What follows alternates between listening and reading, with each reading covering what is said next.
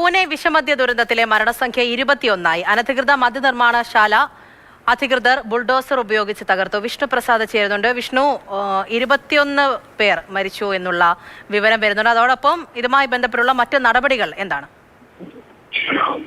പ്രധാനമായും ഈ പൂനെയിലുണ്ടായ വിഷമദ്യ ദുരന്തത്തിന് പിന്നാലെ നിരവധി പേർ ഗുരുതരാവസ്ഥയിൽ ആശുപത്രിയിലായിട്ടുണ്ടായിരുന്നു. ഈ ആളുകളിലാണ് ഇപ്പോൾ കൂടുതൽ പേർ മരിച്ചിട്ടുള്ളത്. ഏറ്റവും കൂടുതൽ ആളുകൾ മരിച്ചത് പിണ്ടി ഇജ്വാഡ് മേഖലയിൽ നിന്നുള്ളവരാണ്. ഇവരിൽ ഈ കേസുമായി ബന്ധപ്പെട്ട് മുഖ്യപ്രതി യോഗേഷ് വാങ്കയുടെ അടക്കം 8 പേരെ പോലീസ് ഇതിനോടകം തന്നെ അറസ്റ്റ് ചെയ്തിട്ടുണ്ട്. പക്ഷേ ഇപ്പോഴും ഈ കേസുമായി ബന്ധപ്പെട്ടുകൊണ്ട് ഇനിയും ആളുകൾ പിടിയിലാകാനുണ്ട് എന്നാണ് പോലീസും പറയുന്നത്. 21 പേരുടെ മരണം ഇതുവരെ സ്ഥിരീകരിക്കപ്പെട്ടിട്ടുണ്ട്. ഇപ്പോഴും ആശുപത്രിയിൽ കഴിയുന്ന പലരുടെയും നില ഗുരുതരമാണ്. ഇതിൽ പലരുടെയും ആന്തരികാവയവങ്ങളുടെ പ്രവർത്തനം പൂർണ്ണമായി നിലച്ച നിലയിലുമുണ്ട്.